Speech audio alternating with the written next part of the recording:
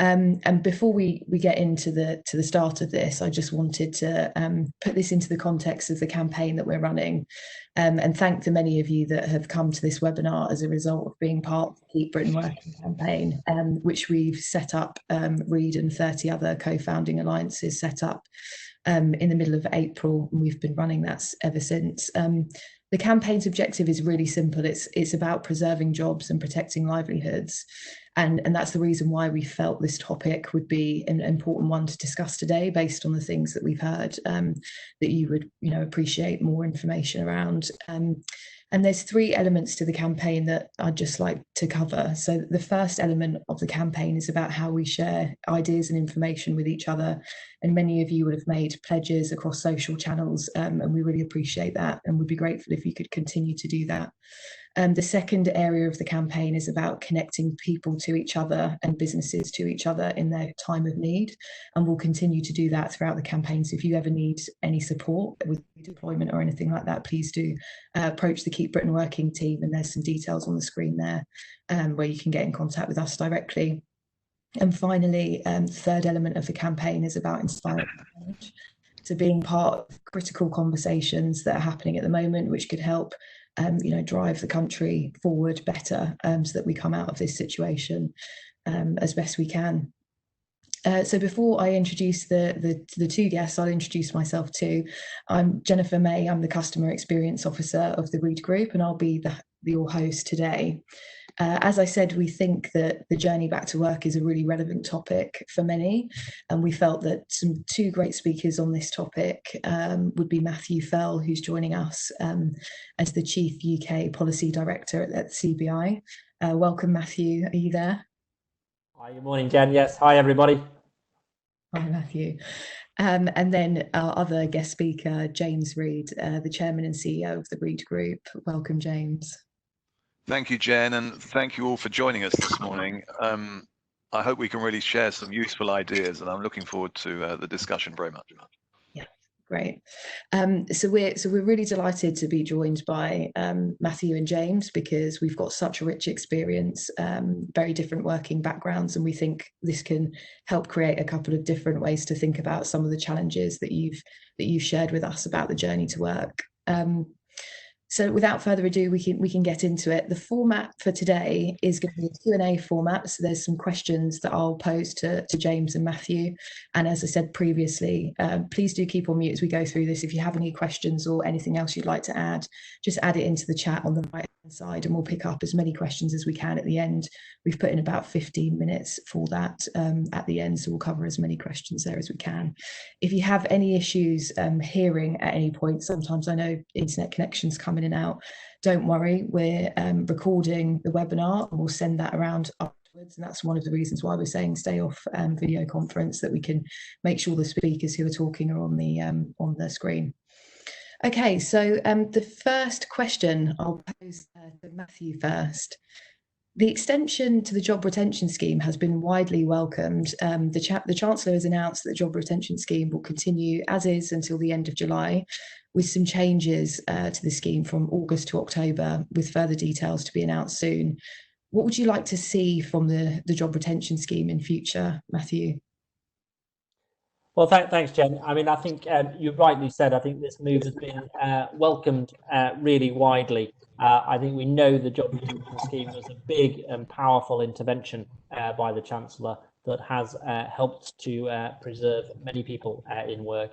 I think it's really important, actually, as we begin to sort of evolve and get the economy reopened and restarted, that the job retention scheme and other economic support interventions go in lockstep with that, really. So as demand begins to pick up and companies start to reopen, we do think that flexibility is really important.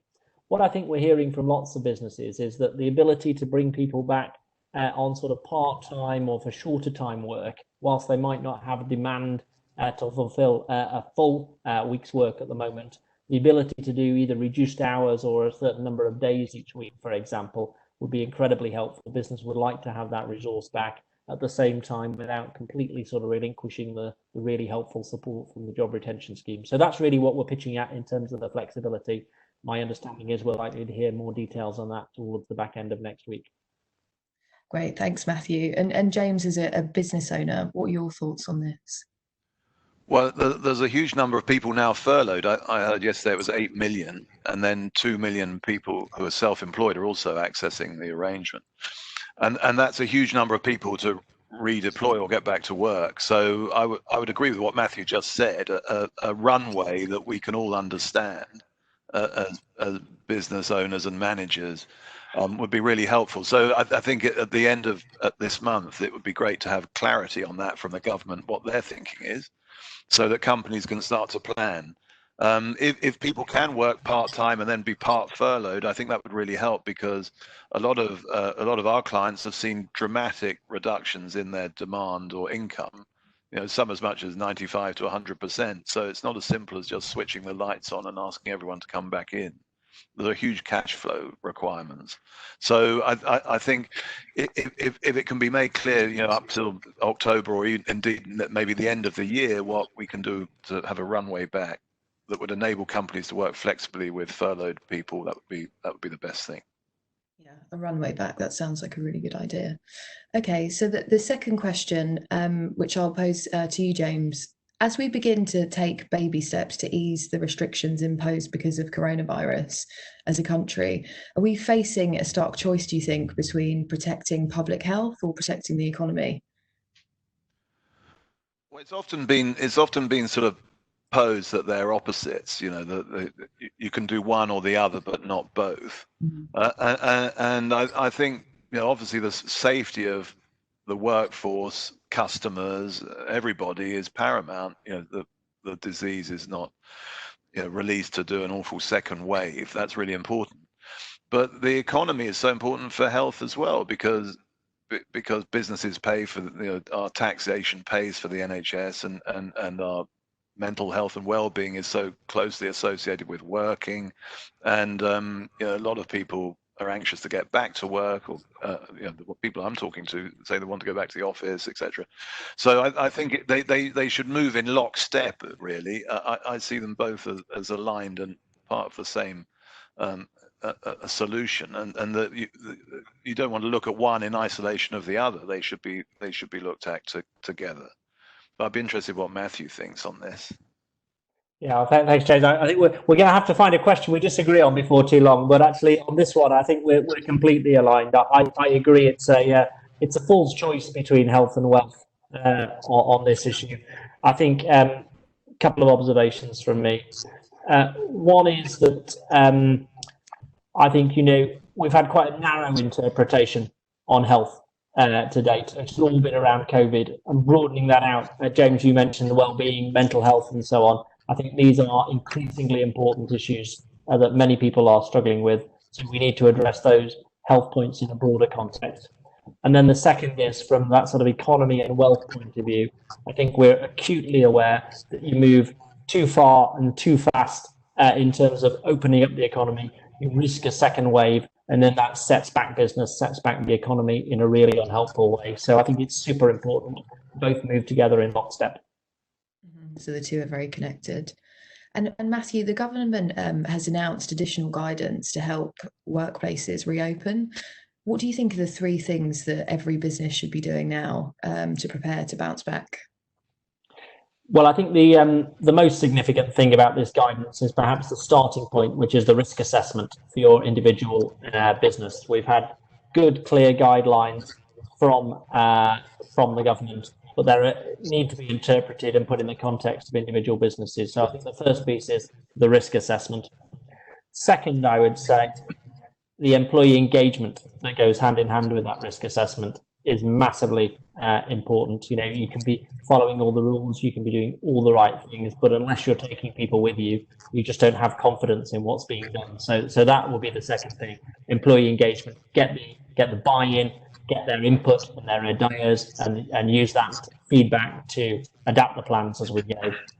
And then third, I think I'd really say engage customers, suppliers, and other stakeholders, because it's really important that they understand your plans, how you're adapting the business, and how they fit in with that as well. So they'd be my sort of three top tips. Yeah, thanks, Matthew. And James, do you have any thoughts on that, particularly as we're... Yeah, I think this is a really big question. we're asking ourselves, and I'm sure a lot of other people who are listening are as well, what are the practical steps that we need to take? And I'll be interested, I mean, Matthew, you say do a risk assessment. Is there any guidance from the CBI about how that should be done, or where that expertise should come from? I think that's very clearly a good idea as a starting point for businesses.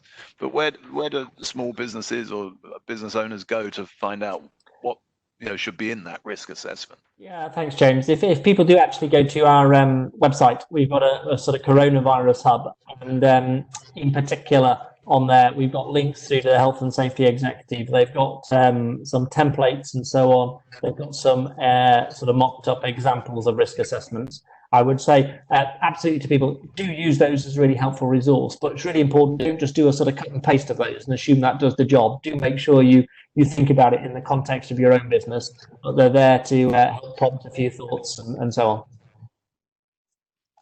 So yeah, from our point of view, as a company, we haven't opened up our offices yet, and we're starting to consider doing that in line with the sort of public and government guidance, public health advice. But some of the things we're looking at obviously is ordering sort of masks and hand sanitizers and having that available on site as of when we should need it if we're interacting with members of the public. We're also looking at how the offices should be cleaned and maintained. And we're looking at how people flow through the offices in terms of sort of working spaces. And we're also looking at dividing the workforce into different groups so that maybe some come in on odd days of the week and some come in on even days of the week, so that the office isn't typically as crowded. We've been discussing, if you had a desk pod that used to sit 6, is that a desk pod for 1 or possibly 2 people, but it's no more than 2 if you've got to be 1 or 2 meters apart. There's quite a lot of I noticed today though, coverage about why the UK has this 2 meters apart advice when other places in Europe say it's only 1. So changing that alone might be quite helpful for business. I don't know, Matthew, if you've heard anything about this, but it seems that the UK is an outlier on the 2 meters advice. And that would be helpful for business to know if it was going to change or likely to change in terms of our planning our offices. Yeah, thanks, James. I mean, I think I mean, on all of this, I think we've been absolutely crystal clear. If there's really good foundations for health, medical, and science advice, I mean, I think that has to be sort of front and center of thinking. So we should run with that. But you're right. I don't think there is international consensus on what that looks like. So I definitely don't think it's our job to be sort of advocating for change on that. But I do know that that fine print and the details, the difference between 1 meter and 2 meter, for example, in different sectors, does make quite a difference. So if you're in the construction sector, for example, trying to fit and lift plasterboard, for example, people being physically closer together makes that so much easier. If you're in the leisure, the tourism, restaurant, pubs, and that sort of thing, for example, again, from a customer point of view, those fine details do make a difference. So my thought there would be, let's absolutely make sure that we are driven by the health advice on those things. We don't want to jeopardize that, but also that we do sort of rigorously look around for international consensus, international best practice, and make sure that we're following that to help in the most advantageous way. There's a lot to consider. And James, when you look at how some of the other countries have reacted and the way that they're getting back to work, do you think there's anything more that we can learn? Well, it's interesting. We, Reed, have a business in South Korea, in Seoul, in Korea. So that was the first part of our business to be affected by COVID-19, and I would say they're probably 6 weeks in front of us in terms of their experience. The team is now back at work in the office, and I've observed that business in Korea has picked up quite well. But it's interesting, what they seem to have in Korea is a really, really, really rigorous track and trace system for people who have displayed symptoms of COVID-19. And so they'd opened up, and just a weekend ago, I think there was one individual who was infected who went to 3 different nightclubs. And we were told this by our team in Korea. And then he, apparently it was confirmed, infected 109 other people. Well, their track and trace was so rigorous in South Korea that they traced 33,000 people through the apps and told them to self-isolate because of the exposure they potentially had to the people who'd been exposed to this one individual. And I think that's enabled the economy to get going there in almost in a normal way. And the other thing they've been doing is very localized lockdowns. So rather than the whole country, if there's an uptick in a certain area, it's localized. I asked the question, are people wearing masks in the office? I was told that they weren't, but they did wear them on the way to the office and on the way back. I mean, they couldn't work on the phone and things with their masks on. But that's an interesting sort of indicator to me, what's happening in Asia. I don't know if Matthew, you've got more insight from members who operate in other countries. Well, James, I think that's just terrific to have those insights as to what's happening from other countries. I mean, I think you're right. There are aspects of where other countries feel like they have a little bit more developed capability, particularly in the areas of testing and tracing and so on. I think people feel that is a sort of a useful and big part of the solution that should be dialed up here. The other thing I would say is it's really helpful. Quite a few countries are maybe a week or two or a month ahead of the UK in terms of when the initial crisis struck, and therefore they're coming out of it. So we can learn lessons from easing the lockdown and how to do that at a sensible, measured pace without risking that second wave that I mentioned. So I would say a couple of other bits to me. One is I think those countries have had quite a strong focus on the recovery phase and are increasingly looking at that. So I think that is a feature that we'll see coming through in the UK in the coming weeks. How do we actually move from sort of protecting what we have and being as safe on that front as possible to thinking about, well, there's clearly going to be quite significant structural change, difference in the economy is going to be a big challenge. So how do we best support that recovery and create opportunities as well as preserving what we've got as best we're able to? And then the other bit is, I think, international coordination is really important. There's been a lot in the news in the last few weeks, a few days and weeks around the aviation sector, for example. I think we're expecting talk of people being quarantined as they come into the UK. There are sectors that are very international in nature. And I think that perhaps there is a feature that could be dialed up a little bit through this crisis, is the international cooperation and consensus that we move in step with others. And that will be particularly important for a number of sectors, I think. It sounds so. And I think on the topic of international coordination, do you think we're well set up to facilitate that at the moment? Or do you think there's more work to do? I think there's more work that we can do on that. I think the UK is heading into a sort of good period of opportunity, though. We I think it sort of happened to have the chair of sort of things like the G7, the G20 looming and so on. I think the UK can quite often be a sort of good bridge, if you like, internationally between different perspectives, different cultures and so on. So that does feel like an area where the UK could actually show some real leadership, both right across the piece and on other areas like climate change and so on, where we're due to have the sort of the chair and the hosting of a number of key international forums in the coming 12 months. Great, thank you, Matthew. The next question I had was more focused around the UK and the schools being potentially being phased reopening in June. How crucial do you think this is to help getting businesses back to work? I think it's super important, actually, Jen. I mean, actually, one of the biggest sources of questions that we've had from businesses right around the country in the last week or so is the interplay between not just the advice for businesses and their workplaces, but also how that features with other really critical economic enablers, principally transport on the one hand and schools on the other. And we know schools and the return plans there absolutely, again, have to be done properly and safely and should be driven by medical advice. But it is a really important enabler for getting working parents able, when they're able to go back to work and so on. My feeling actually was it's actually quite just practical help for companies that they'd welcome for those kind of situations. I think the engagement and the communication with employees is really critical. So many people, plenty are not able to work at home, but plenty are able to work at home. So for those, it's understanding, I think, what is the personal setup of individuals. And if you have sort of caring and childcare responsibilities, quite often We've seen plenty of people taking advantage of flexible working, for example. So you might want to do a bit sort of first and last thing in the day whilst you're doing homeschooling during the middle of the day. And I think plenty of organisations have found a way around that. I think another option for companies is to say, you know, if you're in a role where working from home is more challenging for you, could actually on a relatively sort of short-term or temporary basis, if you're a reasonably sized organisation, it could be that people can move into different roles for a period of time. Those opportunities might exist. And then I think finally the clarity bit from the government, is it okay? Am I not going to fall foul of any sort of equality and employee rules around? It seems perfectly sensible if you've got people in those sort of more challenging situations where they've got ongoing caring responsibilities and their children are not going to be back at school realistically before September.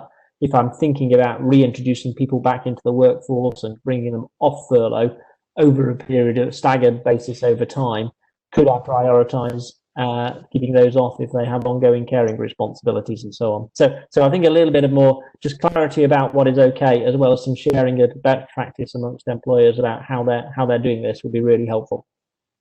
Great, thanks, Matthew. And James, from a business perspective, as we have many people with children in school at the moment or hoping to go back to school in a physical sense, what are your thoughts on this? Well, I just know from talking to colleagues, Jen, that lots of people who are working from home with young children are finding it very difficult. It's a big adjustment for everyone, and the young children, need attention, and they need to be engaged and educated, looked after, and so I think it's almost impossible for a long period of time to do both. I hope that there'll be a way found, to reopen schools when it's the right time to do so. It seems interesting. There seems to be it seems to have become a political football, which I think is a shame. And I'm particularly worried about the next generation of children. The education is so important, and if large parts of the population are going to be missing out on their education for long periods of time, that's going to harm their life prospects very significantly. So, if they're not learning at school, how else will they be learning? I think that needs to be addressed as an urgent priority. And the fact is that many schools are open, aren't they? Because key workers have been taking their children to school. Some of them have chosen not to, but others have. And I would hope that a way can be found to do that for more people over the next few months. One question I have for myself was, why didn't they just bring the school holidays forward and start the term later? But that doesn't seem to have been an idea that's had much traction, but it sort of made sense to me. Great, thanks, James. I think it's interesting, the topic of young people, and there's been some research recently published by the Resolution Foundation, which shows that young people, females and lower paid workers, are likely to bear the biggest health and economic risks from the coronavirus crisis. What more do you think can be done to support these groups of people, both now and in the future? Direct that one to James, first of all. Well, unfortunately, you're right. I mean, I would totally agree with the Resolution Foundation. It is unfortunately the low paid, the young and women who have, it would appear, been hardest hit by this. And I would add other minority groups, disabled people as well. And I think it's really important, as our discussion this morning is about the journey back to work. It's really important that when companies look at their furloughed workforce, that they make sure that they bring people back in a way that is inclusive and diverse, and that there aren't certain parts of the population that are favoured over others, perhaps just by accident or inadvertently. So I think I would urge companies to make a point of looking at this issue and doing their utmost to try and ensure that people are treated fairly and equally across the workforce. Yeah, agreed.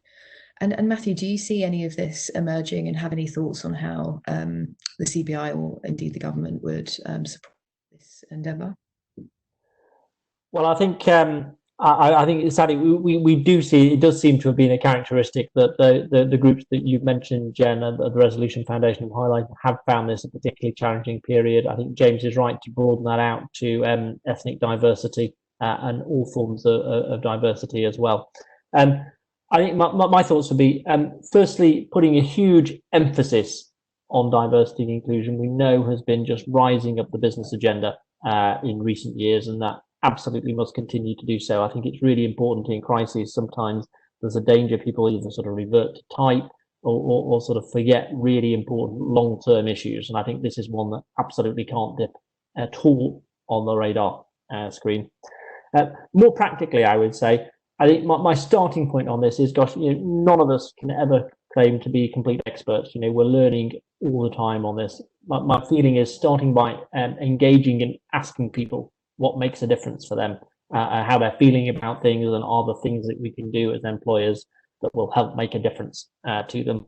That is probably the most helpful starting point. And then I think beyond that, it is working through, are there some positives from this crisis that we can take? There has been a huge shift towards flexible working models in the UK. People have been demonstrating that in many industries, not all, but many, it's possible to be sort of working at home, either on a part or a full-time basis and so on. For some, flexible working can actually open up more opportunities to broaden diversity and so on. That won't be the case uniformly. Some people will find it really challenging not to be back in the office, for example, or back in the place of work. It's really where it's important to ask. But there are some opportunities in here as well as some real challenges.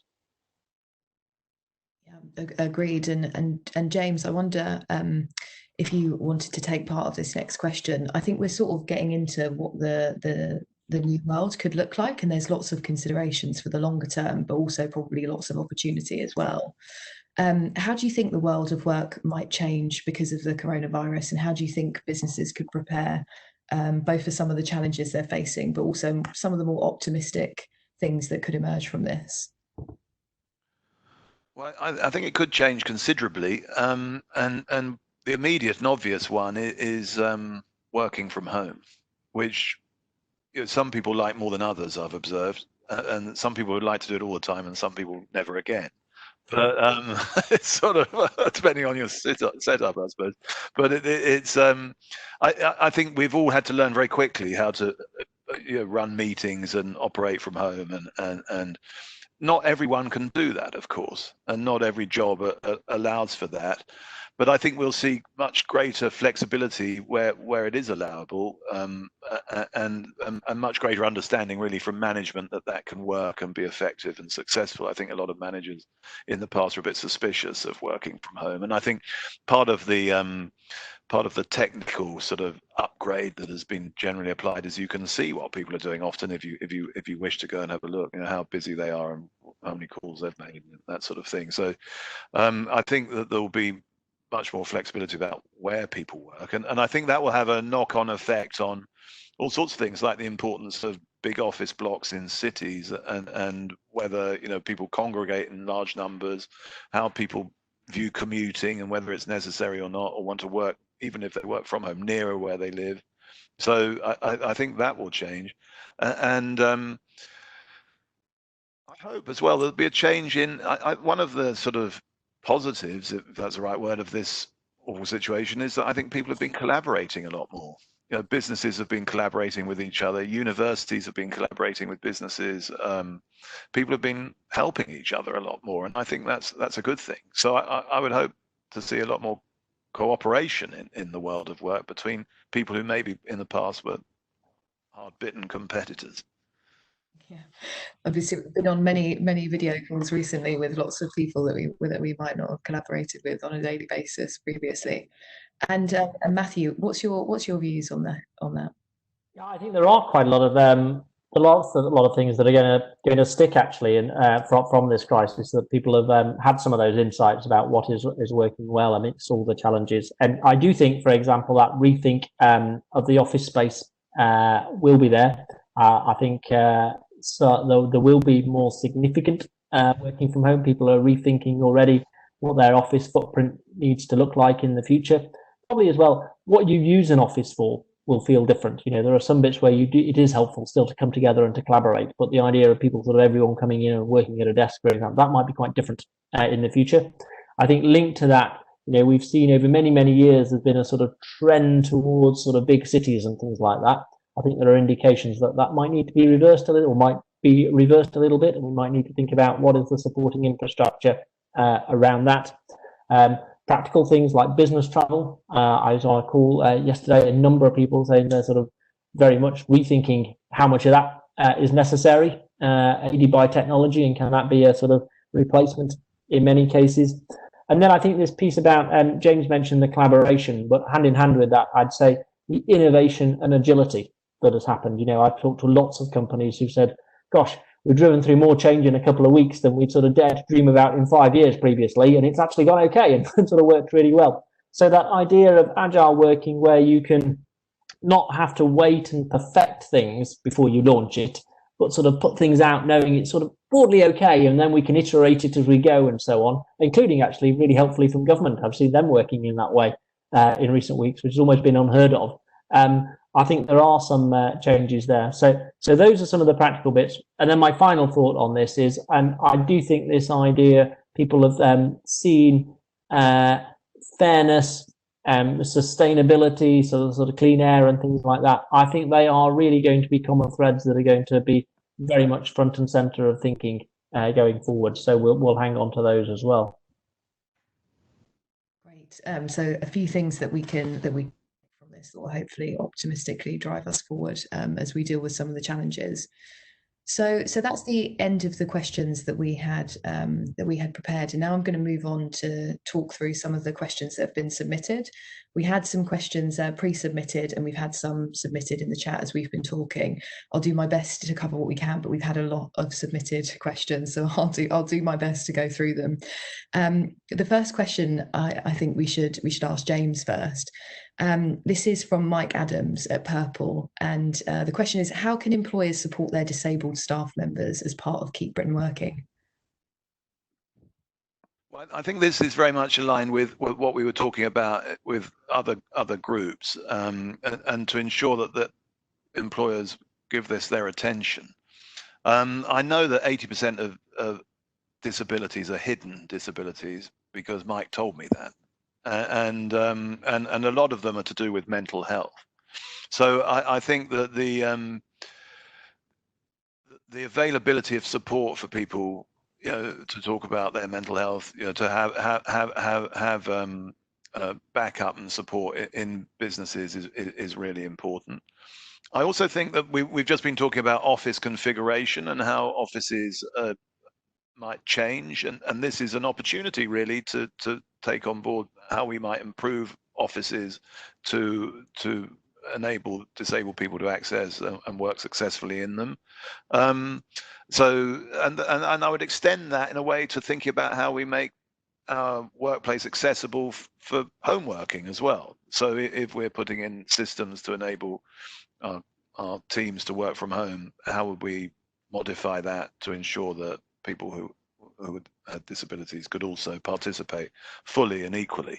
And I suppose the last thing I'd say is that more that could be done on sort of training and training protocols to help as well.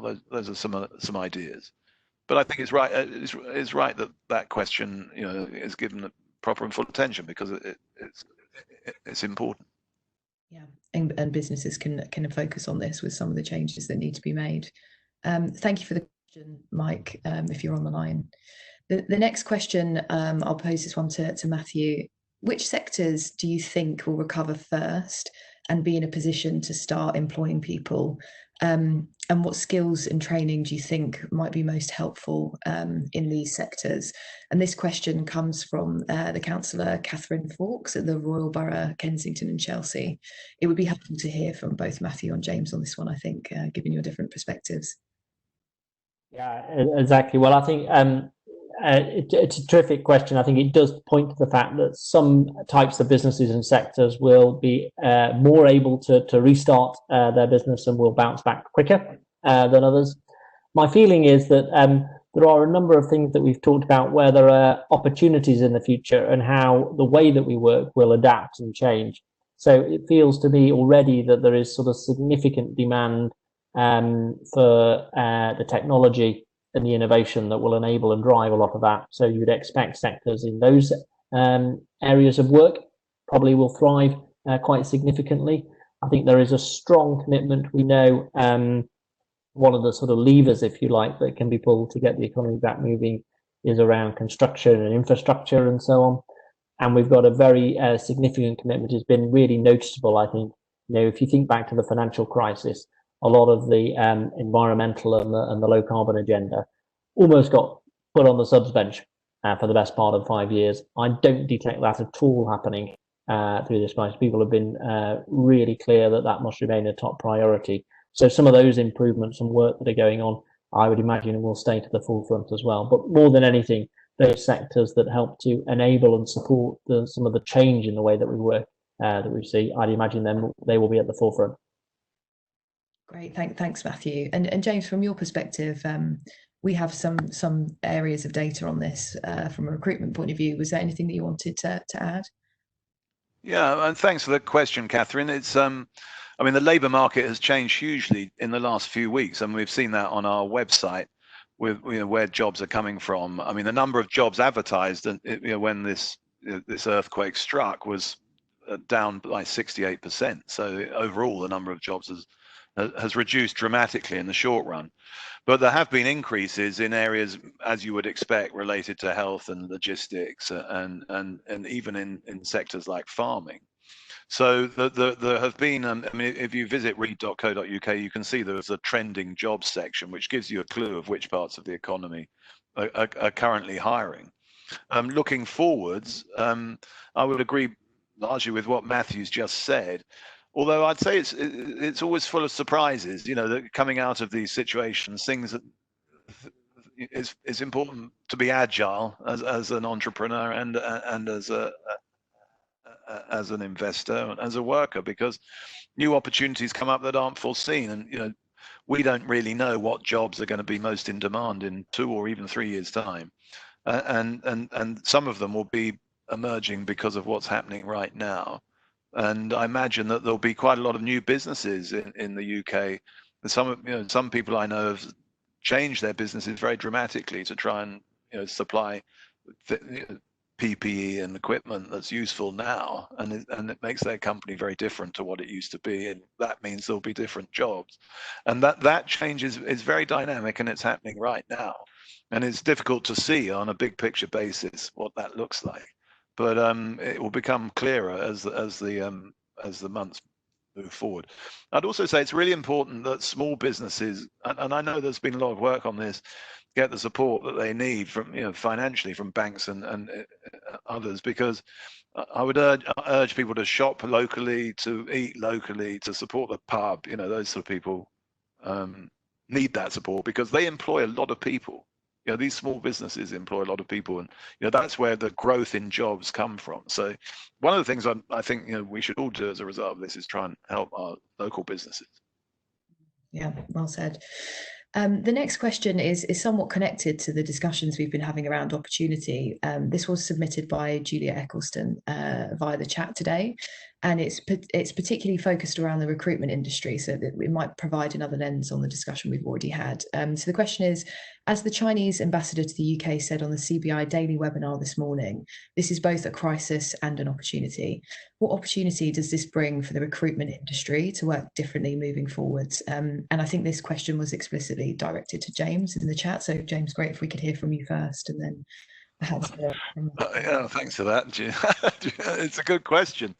Well, I think this has been, our company Reed celebrated 60 years in business on the 7th of May, so this month, and my father Alec Reed who founded it, and I were discussing this, and he said this is the biggest challenge we've faced in those 60 years.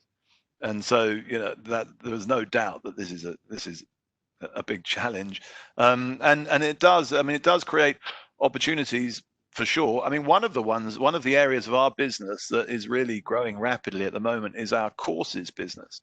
So on Read Online, you can download electronic courses, online courses, many of which are free, and the others are not highly expensive, many of which are not highly expensive. And that business has grown by 200%. So sort of online learning is a big area of opportunity, or learning in general, because there's going to be a real need to reskill. And, you know, so people who are at home furloughed and have a bit of extra time, I would have thought would be well advised to look at how they can increase their skills or reskill, and a lot of people are doing that actively at the moment. So I've always thought recruitment is very closely aligned with development and learning and skills. So I think that's an area that is one of opportunity for recruiters. And I also think changing your business model, you know, we were just talking earlier about what do we use offices for? And typically recruitment firms have had offices everywhere, and those offices are quite a big part of our cost base. Do we need to do that in the same way? Is that really necessary? And is it really necessary to travel so much when you go out and meet people, when we can meet quite effectively like this? And I'd have thought it's often good to establish relationships with people face to face, but then it's good to work like this. But maybe people won't even want to see you face to face because they'll be worried. You know, there's a sort of safety element to it. It might be, all of that might change. And so, and I think there'll be new specialisms and new areas of business focus that will indeed are emerging as a result of this. So that I think it's a very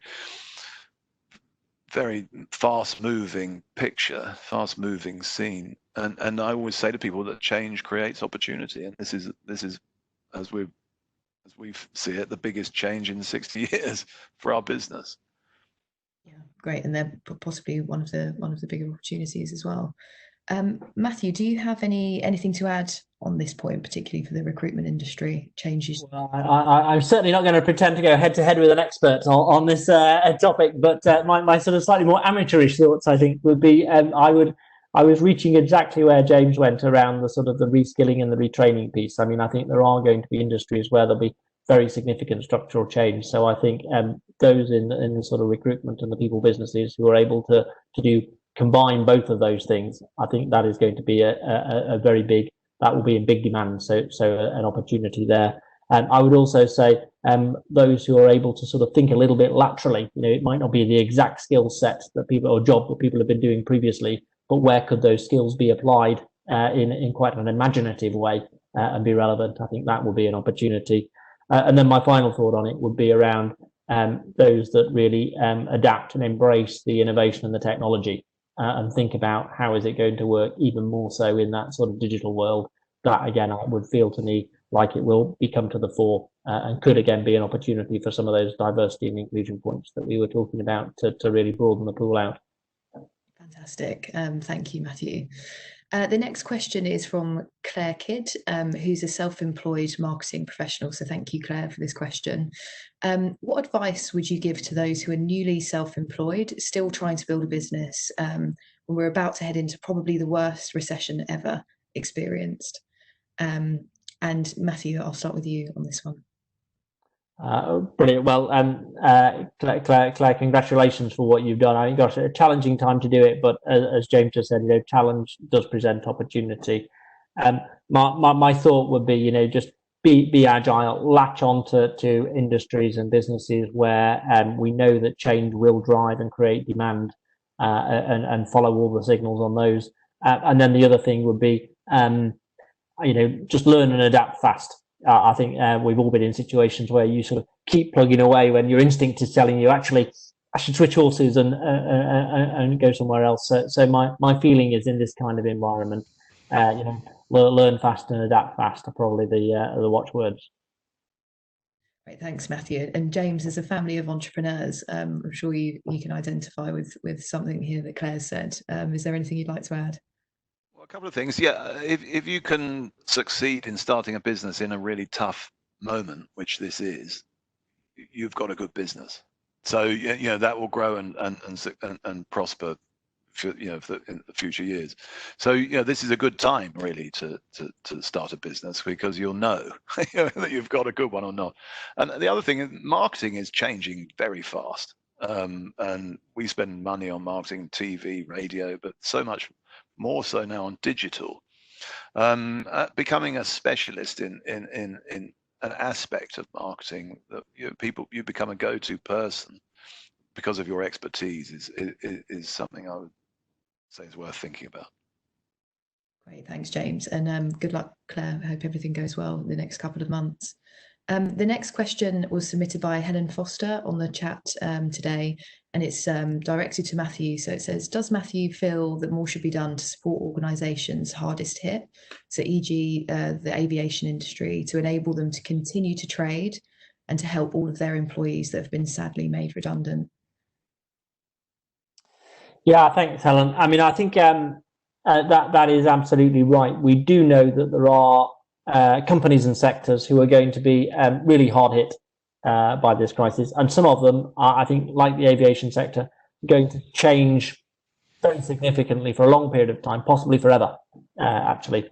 So my thoughts would be, we should be thinking about ways in which we support those sectors to get viable businesses through and coming out the other end as much as we can. And I think that might not be just a case of extending what support has been put in place so far during this crisis. That might need to change and adapt by the government and actually be a bit more targeted at those sectors. The other thing, though, I think is you're right. Sadly, I think there will be redundancies, notwithstanding all best efforts. And there, I think it's really important, that piece we talked about the retraining and the reskilling. We've seen really good responses in recent years on company-specific issues. I think about, the Thomas Cook Task Force, when Honda announced significant change and restructuring in Swindon, for example. Again, a very good mobilisation of effort there.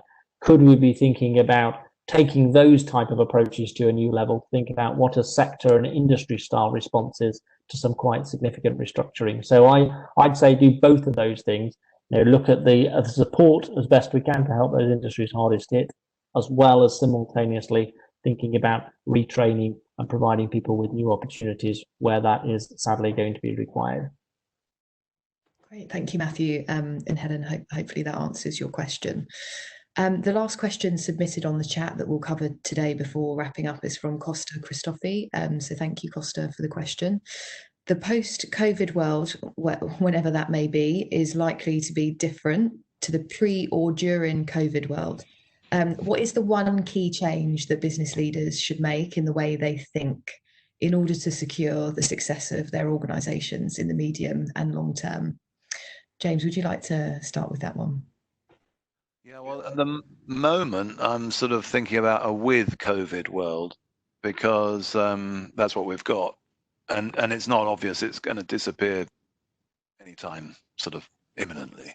So I hope we'll have a post-COVID world, but my sort of thinking and planning is around a with COVID world. And I suppose that we've talked a lot about change, and we've talked a lot about sort of how our businesses need to adjust and adapt. But I think it's important to hold on to sort of things that you don't want to change, that are core to you, and like your purpose. What our business has a simple purpose, as it's had for years and years, improving lives through work, and we wish to continue to do that. The way we go about our work in terms of recruiting or developing skills might change, or helping people back into work, but the sort of core thing that we do, I want to be consistent, and the same applies to the values of our business, and also to our overarching business strategy, which has always been to grow organically. So those things, I think, are constant. So I think sometimes when you've got a lot of uncertainty, it's good to be clear about what your constants are, so that you have a sort of North Star that you're going to be true to. So we've introduced sort of operating principles into our business, and people in the business have been incredibly flexible around their own working hours and where they work, and it's been a very tough and demanding 2 months. But the key is to keep the show on the road right now, and to ensure survival, and then coming out of it on the other side, to ensure that we are well placed to get things going again in a way that is really helpful to our customers, because we're all in the same boat with this. And lots of our customers are struggling, both in terms of how they manage their workforce, their temporary workforces, and finding people. So we need to make sure that we're well set up to do that. And there's with so many people furloughed, there's going to be a big movement of the labour force I can't imagine that everyone is going to go back to where they were furloughed from. The question is, how big is that movement going to be? And we want to be well placed to help people, both companies find the right people and people to find the right job. So we're doing a lot digitally, I suppose. We're sort of investing in our digital platforms to ensure that they work as well as they possibly can to help that process. So that's sort of where we are.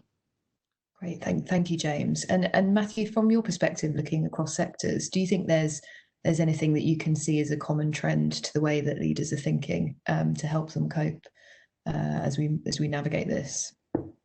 Well, I'd sort of strongly agree with everything that James has just said there, in actual fact, and particularly that opening point he made around living within a COVID world as opposed to thinking about a post-COVID world. I think even very optimistic projections are vaccines might be 2021, probably more realistically 2022. So certainly for the medium term, I think this is something we're going to have to adapt to and live with. So that would be one thought. That tells me that we're probably going to have, this is not going to be a sort of smooth glide path through to recovery, but there'll probably be sort of bumps in the road and we'll be buffeted along the way. It'd be easy for sort of not to do things in those kind of situations. So I would say one of the common traits is actually just focus on some no regret actions. Use what James said, be guided by your principles like North Star. What am I looking to do? What am I looking to achieve? And what are the actions that I can take, regardless of the sort of external environment, I can really pursue and get on with those. Great, thank you both. That's really helpful advice, and thank you, Costa, for the question. So we now reach the end of the questions, so I'm just going to wrap up from here. So firstly, thank you to everybody that's joined today and submitted questions either in advance or during the session. We've covered an awful lot of topics. We've talked about everything from the challenges that each business is facing to the opportunities that could emerge as a result of this. We talked about the fact that our normal situation may continue to be in this current COVID world, and the ways that we can navigate this from a leadership perspective, both from a mindset point of view and then some helpful tips and tricks that have emerged that have been shared on this call. So thank you to James and Matthew for sharing that. Skills and the focus on skills and reskilling, I think, has come through really strongly, and I think based on everything that's been said, really paying attention to what might need to change and how people in your workforce might need to be reskilled and how you can support them. And SMEs facing the world either as a new self-employed person or as a small to medium business, now's the time to really bring your competitive spirit forward so that your business could survive in this context and thrive afterwards. So thank you again to everybody that's joined. We will hopefully do more of these webinars over the course of the next few weeks. We would really like it if you could provide us some feedback. You can do that via the social channels or email us directly at keepbritainworking@reed.com. As I mentioned at the start of this session, please do sign up to the campaign if you haven't already. Share your information and ideas on the social channels, and you can do that directly via the website.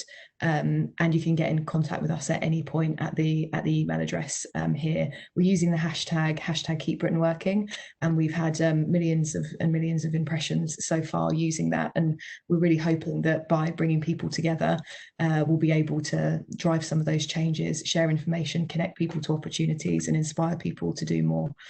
Thank you very much. That remains all to be said. So thanks, James. Thank you. Thanks, Matthew. Thank you all for joining us, and thank you, Jen, for emceeing. All right, everyone. Have a great day. See you later. Bye, everyone. Thank you. Bye.